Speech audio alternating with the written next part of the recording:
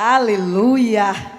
Louvado seja o Senhor, que Ele possa nessa noite ministrar o nosso coração e nos despertar para aquilo que Ele tem, amém? Eu falei pela manhã que pregar essa palavra é para mim assim por demais desafiador, e eu fico assim com as pernas literalmente tremendo, literalmente como, sabe quando a gente está com febre, que fica aquele tremor interno, é literalmente assim que eu me sinto, não só pela manhã, mas me sinto agora durante a noite, porque eu creio que o Senhor vai mover o nosso coração, Ele vai falar o nosso espírito, Ele vai nos conduzir aquilo que Ele tem para nós nessa noite, amém? E eu quero começar lendo com você, depois eu te dou o tema, mas eu quero começar lendo com você aquilo que se encontra na carta aos Romanos, capítulo 13, a partir do versículo 11, na Nova Versão Transformadora, que diz assim: tudo isso é ainda mais urgente porque vocês sabem como é tarde. O tempo está se esgotando. Despertem, pois nossa salvação está mais próxima agora do que quando cremos no início. A noite está quase acabando e logo vem o dia. Portanto, deixe de lado as obras das trevas, como se fossem roupas sujas, e vistam a armadura da luz. Uma vez que pertencemos ao dia, vivamos com decência à vista de todos. Não participem de festanças desregradas, de bebedeiras, de promiscuidade sexual e de práticas imorais, e não se envolvam em brigas e nem invejas. Em vez disso, revistam-se do Senhor Jesus Cristo e não fiquem imaginando formas de satisfazer seus desejos pecaminosos. O tema dessa palavra, queridos, é despertando para o sobrenatural. E eu quero chamar a sua atenção aqui, porque o apóstolo Paulo, escrevendo à igreja em Roma, ele coloca a igreja naquela cidade, naquela região, contra a parede. E eu creio sinceramente que o Espírito Santo quer nos colocar contra a parede hoje à noite. Ele quer nos desafiar para que nós entendamos que o tempo está se esgotando. E o apóstolo Paulo, ele começa a nos desafiar, ele fala, olha, portanto, deixem de lado as obras das trevas, como se fossem roupas sujas, e vistam-se, ou seja, vistam a armadura da luz. E eu quero fazer um adendo para você de um vício de linguagem que muitas das vezes nós repetimos e fazemos isso várias vezes. Nós usamos um vício de linguagem chamado as armaduras de Deus. Não são as armaduras, não é no plural, é no singular. Existe uma armadura e ela sim contém várias partes: capacete da salvação, couraça da justiça, cinto da verdade, calçados da preparação do evangelho da paz, escudo da fé, espada do Espírito. Isso são peças da armadura. E o apóstolo Paulo está dizendo aqui para nós, olha, vocês devem entender uma coisa, vocês devem deixar de lado as obras das trevas, as obras mortas, como se fossem roupas sujas, e vocês devem se revestir, vocês devem vestir, vocês devem colocar em vocês a armadura da luz. Vocês devem colocar a armadura que vem de Deus para que vocês estejam preparados. Deixa eu te perguntar, algum soldado, ele sai para a batalha, ele sai para a luta despreparado? Sai com a roupa de dormir, sai com a roupa que ele estava usando em casa? Não, queridos, qualquer aspirante, qualquer aluno da academia militar, se tem algum militar aqui vai concordar comigo, qualquer soldado que sai para a batalha, ele tem que sair preparado. Ele tem que sair com as armas certas, ele tem que sair com a vestimenta correta, ele tem que sair com as insígnias que o permitem entrar naqueles lugares. Então o apóstolo Paulo está dizendo para mim, gente, pessoal, povo da Pastor de São Luís, vocês são soldados e precisam se vestir da minha armadura, porque o tempo está se esgotando. Então, queridos, é um desafio para nós. Essa é uma mensagem de despertamento para nós, como igreja de Jesus. Aí você pode me perguntar, por que, pastora? Por que o apóstolo Paulo estava dando essa palavra tão desafiadora, tão direta à igreja em Roma? E por que ele traz essa palavra tão direta para nós hoje? Porque o apóstolo Paulo está nos falando, querido, de um sono espiritual que estava acontecendo. De um sono, queridos, que Satanás estava usando contra os cristãos, fazendo com que eles ficassem adormecidos. Então ele direciona essas palavras para aqueles que conheciam o tempo, ou pelo menos para aqueles que ele achava que conheciam o tempo. Então, se para nós que conhecemos o tempo, que conhecemos a palavra, e essa palavra está sendo desafiadora para nós, quanto mais o que dizer daqueles que ainda não foram alcançados? Quanto mais é urgente, se para a igreja, se para nós é urgente, quanto mais para aqueles que ainda não conhecem. E aí eu quero falar uma coisa com você. Já se passaram, queridos apóstolos. O apóstolo Paulo já foi. Os demais parceiros de Jesus, cooperadores dele, parceiros de Paulo, já foram, já dormem no Senhor. Os pais da igreja já dormem no Senhor. Grandes pregadores de gerações anteriores já dormem no Senhor. Mas uma coisa eu quero lhe dizer, se eles lá já conheciam o tempo, se eles lá, naquela geração, eles já ensinavam, queridos, e eles já tinham entendimento, quanto mais nós hoje, em 2025, quanto mais nós hoje temos conhecimento disso que o apóstolo Paulo está falando. Quanto mais nós temos compreensão, você tem a Bíblia para você todos os dias, disponível na sua casa, na versão A, na versão B, na versão C, você tem Bíblia no celular, você tem Bíblia não sei mais aonde, você tem Bíblia em áudio, pelo amor de Deus, use-a, use-a. Desperte, acorde, queridos, porque nós precisamos usar a Bíblia como uma ferramenta poderosa. Então nós temos sim conhecimento dessas verdades. Ainda por cima aqui na sua congregação, onde nós congregamos, a palavra de Deus é poderosamente pregada pelo menos 2 vezes por semana. Então não tem como eu e nem você dizermos, pastora, eu não tenho conhecimento dessa palavra, eu não sei que o tempo é chegado, eu não sei que eu devo deixar as obras mortas para trás, eu não sei que eu preciso de um despertamento. Bom, se você não sabia até hoje de manhã, agora de noite você está sabendo. O Senhor está chamando você para despertar. Como igreja, nós precisamos despertar. Quem está dormindo, queridos, não sente nada, não ouve nada, não consegue ver o que está acontecendo. Só sabe das coisas quando a pessoa acorda e lhe informam, e lhe dizem, só assim, mas aí já pode ser tarde demais. Eu estava falando, que eu estava conversando, eu estava numa reunião conversando com algumas pessoas, e aí na quinta-feira passada, que agora nessa quinta fez uma semana, houve aquele grande temporal em São Luís, com muitos estragos, ruas quebradas, ruas alagadas, né? Aqui na igreja o forro da frente caiu, enfim, foi um transtorno tão grande. E eu comentando isso nessa reunião, aí uma irmã tão querida, tão preciosa, olhou para mim e falou, pastora, quando foi isso? E eu peguei e falei para ela assim, minha filha, tu estava viajando quinta-feira? Aí ela falou assim, não, pastora, eu estava com muita enxaqueca e eu tomei uma medicação e eu dormi, eu não vi nada. Queridos, é exatamente isso que o apóstolo Paulo está dizendo. Alguém que está dormindo não vê, não sabe, o mundo está se acabando e eu preciso acordar. Eu preciso acordar, porque o mundo, queridos, está se destruindo. Com as suas ideologias, com as suas concepções, Satanás tem trazido um afloramento de concepções erradas, tem trazido um entendimento tão terrível para essa geração, e nós temos a luz para colocar as trevas para correr. E nós precisamos ter esse entendimento. O apóstolo Paulo exorta por uma razão muito séria. Ele diz, olha, vocês conhecem o tempo. Então, se conhecemos o tempo, não podemos viver como se fôssemos ignorantes a essa informação. Nós não podemos viver ignorantes. Nós temos acesso, queridos, à palavra de Deus.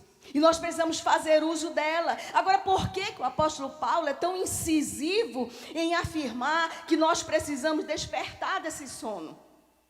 Por que o apóstolo Paulo nos desafia a acordarmos? Primeiro, queridos, porque a nossa salvação, ela está mais próxima agora do que quando no princípio nós cremos.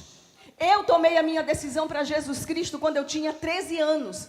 Eu estou com 48, perto de fazer os 49, já se passaram 35 anos. Pela graça de nosso Senhor Jesus Cristo, nunca desviei dos caminhos do Senhor. Mas quando eu cheguei na igreja, aos 13 anos, já me foi anunciado, há 35 anos atrás, que Jesus estava voltando. Quanto mais perto está agora da sua volta.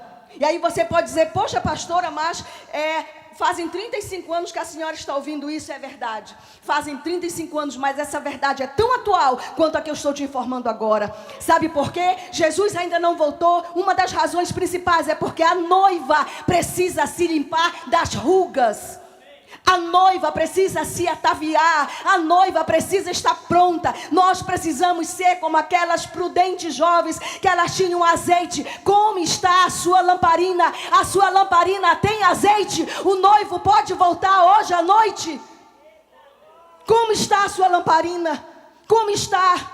Como está a sua lanterna? Ela tem azeite? Se Jesus voltar hoje à noite, você vai estar entre as prudentes ou você vai estar entre as nécias? Em que grupo nós vamos estar? Então não pense que Jesus está demorando. Ele está sendo misericordioso. E não só com a igreja, não só com a noiva. Jesus está sendo misericordioso com o mundo, porque Ele está esperando que eu e você abramos a nossa boca e o anunciemos como aquele que pode salvar. Porque só há um caminho para a salvação, e Ele é Jesus Cristo de Nazaré. Ele é a salvação. E por isso o apóstolo Paulo está nos desafiando. E ele está dizendo, acordem, acordem, acordem. Porque a salvação de vocês está hoje mais próxima e mais próxima do que no princípio quando vocês creram. Mas uma outra parte que ele nos desafia tanto, queridos, está em Lucas, capítulo 21, versículo 34 em diante. Parece que estava Paulo de um lado, Lucas de outro, pregando e desafiando a igreja. Lucas diz assim, tenham cuidado, não deixem seu coração se entorpecer com farras, com bebedeiras, nem com as preocupações desta vida. Não deixe que esse dia os peguem desprevenidos. Não deixe que vocês sejam desprevenidos como uma armadilha, pois esse dia virá, diga comigo, este dia virá sobre todos que vivem na terra. Estejam sempre atentos e orem para serem considerados dignos de escapar dos horrores que sucederão e de estar em pé na presença do Filho do Homem. Parece que os dois, eles estavam assim, chegando para a igreja, dizendo, gente, vocês prestem atenção, essa mensagem, ela não está invalidada, muito pelo contrário, ela é atual, ela é viva, ela é eficaz, e precisa ser dita, e precisa ser falada. Não se deixem entorpecer, não se deixem permitir ficar dormindo, você precisa acordar. Porque senão você pode ser pego desprevenido, e você pode ser pego numa armadilha. Como se fosse numa armadilha. Então, pelo fato de Ele estar nos falando de uma salvação que nos foi compartilhada gratuitamente, então precisamos valorizar e nos apropriarmos da salvação que está na única pessoa bendita de nosso Senhor Jesus Cristo, pois o preço que Ele pagou foi muito alto, muito caro, muito caro, para que chegasse para nós de graça. Nenhum de nós podíamos pagar. O salmista afirma que o resgate de uma alma é muito alto. Ninguém consegue pagar para Deus o preço do seu resgate. E foi por isso, única e exclusivamente por isso, queridos, que Jesus Cristo, Ele foi o único capaz de pagar o preço exigido pela lei divina. Então eu não posso desconsiderar isso. Eu não posso desconsiderar a cruz. Eu não posso desconsiderar tudo o que Jesus fez. O escritor aos Hebreus no capítulo 2, a partir do versículo 1, ele diz assim: portanto, precisamos prestar muita atenção às verdades que nós temos ouvido, para não nos desviarmos delas, pois a mensagem que foi transmitida por meio de anjos permaneceu firme, e toda transgressão e desobediência recebeu o castigo merecido. O que nos faz pensar que escaparemos se negligenciarmos essa tão grande salvação, anunciada primeiramente pelo Senhor e depois transmitida a nós por aqueles que a ouviram falar.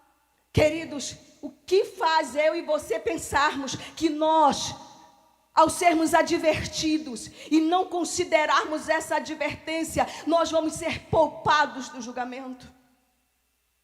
Infelizmente, existem tantas pessoas pregando uma graça barata. Uma graça que todo mundo pode fazer o que quiser, fazer o que achar, porque já está salvo, porque Deus é amor. Deixa eu te falar, o Deus que te ama também é Deus de justiça. E Ele diz que aqueles a quem Ele precisar corrigir, Ele vai corrigir, para que não caia no abismo. Não existe essa coisa que eu posso fazer o que eu quiser, eu posso tomar decisões que eu quiser, pastora, porque eu mando na minha vida. Rapaz, se você mandar na sua vida, você está frito. Está frito. Do dia que eu e você entregamos a nossa vida para Jesus, eu e você não temos mais poder nenhum sobre nós. Esse nariz aqui, quem manda não somos nós. Esse nariz aqui tem um dono, e ele se chama Jesus Cristo de Nazaré. Nós temos um Senhor. Se é para Ele, bata palma. Se Ele é dono da sua vida, celebre. Se você dorme, se você acorda, se você tem pão para comer, se você tem um emprego, foi Ele que te deu. Não é por causa da força do teu braço, não é por causa da tua graduação, é favor dele para você. E você pensa que Ele vai nos deixar fazer o que quiser, zombar da cruz dele, zombar do sacrifício dele e ficar por isso? Não é assim. Não é desse jeito. O Senhor precisa nos corrigir. Ele precisa nos modelar. Os pais que andam segundo a palavra de Deus sabem disso que eu vou dizer. Por que que a gente corrige os nossos filhos? Para que eles não caiam no precipício. Nós corrigimos os nossos filhos porque nós não gostamos deles? Não, muito pelo contrário. O pai que ama, cedo disciplina. Ele corrige, ele põe limite. Imagine se nós fôssemos criados sem regras. Imagine se nós fôssemos criados fazendo o que a gente quisesse. Eu lembro de uma história, não contei de manhã, o Espírito Santo está me lembrando agora. Eu lembro de uma história que meu esposo contava. Que um determinado pai foi no supermercado com uma determinada criança. E essa criança começou a fazer um salseiro no supermercado. E jogava isso, quebrava aquilo, e chutava aquilo outro. E o pai lá, né, com licença da expressão, bobão, deixando o filho fazer o que queria. Um outro senhor, um outro cidadão, chegou lá, pegou um vidro de mel, abriu, chegou lá na cabeça do pai, derramou em cima da cabeça do pai. E o pai falou: o que você está fazendo? Pare com isso. Ele falou: não, calma. É que quando eu era criança, igual seu filho, meu pai fez comigo, igual como você faz. Ele não pôs em mim limite. Quem está entendendo? Nós, seres humanos, precisamos de limites. E o apóstolo Paulo está chamando eu e você nessa noite para nos mostrar um limite. O sono acabou. Acabou o sono. É hora de levantar, é hora de acordar, é hora de se despertar, é hora de nós tomarmos um posicionamento. Se a salvação que há em Jesus Cristo, ela é tão valiosa para nós, como é para Deus, então precisamos valorizar essa salvação. E precisamos valorizar as exortações que o apóstolo Paulo faz. Ele diz, olha, a primeira delas, ele diz, olha, a noite está quase acabando e logo vem o dia. O grande dia está chegando. Que grande dia, pastora! O dia da volta de Jesus Cristo de Nazaré. Ele está dizendo, olha, o dia, a noite já está acabando, já está vindo o dia, o grande dia está chegando, Jesus está voltando. Mas ele diz outra coisa, ele diz, olha, deixem de lado as obras das trevas, como se elas fossem roupas sujas, e vistam a armadura da luz. Uma vez que pertencemos ao dia, vivamos com decência à vista de todos. Ele diz, olha, você e eu precisamos abandonar as obras das trevas. Precisamos abandonar as obras infrutíferas. Precisamos deixar essas coisas para trás. E ele continua dizendo, não participem de festas desregradas, de bebedeiras, de promiscuidade sexual, de práticas imorais. Não se envolvam em invejas, não se envolvam em brigas. Ele começa a dizer, queridos, ele está fazendo uma chamada à igreja, ele está fazendo uma chamada à noiva e dizendo, noiva, é hora de você entrar numa sala, se limpar, se purificar, porque o noivo está chegando, o noivo está chegando.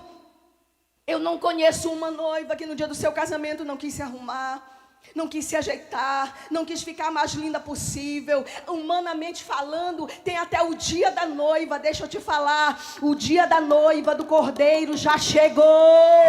O dia da noiva do Cordeiro já chegou.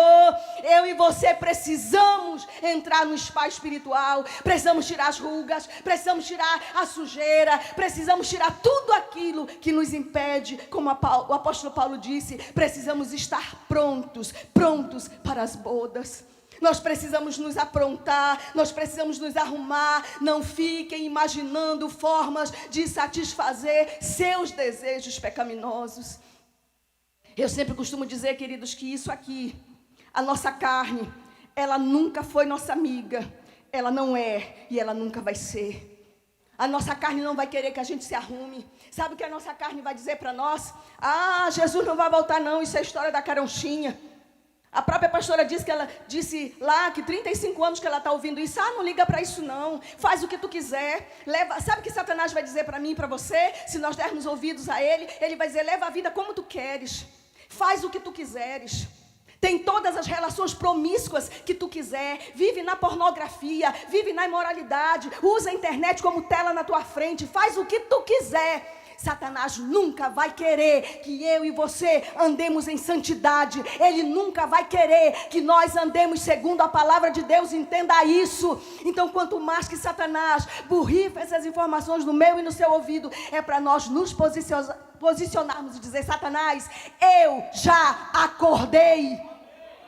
Eu já acordei. Eu não estou dormindo, eu sei o que meu Jesus me disse, eu sei o que a palavra dele garante para mim, e eu não vou andar segundo os teus ensinos, eu não vou andar segundo o padrão desse mundo, porque eu sou da luz. Eu e você não fomos chamados para viver nas trevas, eu e você não fazemos parte das trevas, eu e você fomos chamados para ser luz e para ser sal nesse mundo. Se nós não estamos sendo sal, se nós não estamos trazendo sabor, se nós não estamos trazendo luz, então há alguma coisa errada conosco. Nós precisamos brilhar. Brilhar para o nosso nome aparecer, não brilhar para refutar, para mandar para longe todas as trevas que nós encontrarmos. É por isso que nós precisamos brilhar, para mandar para longe, para mandar para fora, para expulsar todas as trevas que nós encontrarmos. E por fim ele diz, em vez disso, em vez de todas essas coisas erradas, revistam-se do Senhor Jesus Cristo. O apóstolo Paulo diz, revistam-se do Senhor Jesus Cristo. Revertir, queridos, significa entrar em uma veste, entrar numa roupa, vestir-se, entrar, afundar, ser mergulhado em algo, submergir. Queridos, então, eu e você devemos nos revertir da armadura da luz. Nós devemos entrar em Jesus Cristo. Nós devemos mergulhar nele. Nós devemos ser totalmente revertidos por ele, para que não apareça nem eu e você, mas apareça a pessoa dele, aonde nós estivermos. Que não seja o meu dom, que não seja o meu talento, que não seja o seu, mas seja a pessoa de Jesus Cristo que apareça quando nós falarmos. Agora preste atenção nos exemplos aqui que eu quero te dar. O tempo não nos permite andar sobre as cartas, as igrejas no Apocalipse, ou no livro, na carta. Não nos permite andar ali, andar igreja por igreja, olhando cada uma delas. Mas imagine comigo, pense comigo. O próprio Jesus chegando em pessoa à igreja em Éfeso e dizendo assim, Éfeso, desperta para o sobrenatural, pois tu abandonaste o teu primeiro amor. Imagine o próprio Jesus chegando à igreja em Pérgamo e dizendo assim, Pérgamo, desperta para o sobrenatural, pois tu sustentas a doutrina de Balaão. Qual é a doutrina de Balaão? A doutrina da corrupção, a doutrina da negociação do chamado. Imagine, Senhor chegando à igreja de Sardes e dizendo: Sardes, desperta para o sobrenatural, pois tu tens o nome de que vives, mas estás morta. Imagine ele chegando para a igreja de Laodiceia e dizendo: Laodiceia, desperta para o sobrenatural, pois tu nem és fria e nem és quente, és morna, e estou para te vomitar. Você já pensou? Você já pensou isso? Já pensou Jesus chegando aqui com a Pai São Luís e dizer: Pai São Luís, tu abandonaste o teu primeiro amor? Já pensou ele chegando aqui dizendo: Pai São Luís, tu sustentas a doutrina de Balaão? Tu tens o nome de quem está viva, mas está morta. Tu não és fria e nem quente, és morna. Você já pensou, queridos? Porque era assim. Era assim que estava sendo dito. Jesus não estava usando meias palavras por meio de João. Ele estava chegando com a igreja. Quem é a igreja aqui? Quem é noiva aqui? Essa palavra não é para o descrente, essa palavra é para nós. Essa palavra é para nós como igreja.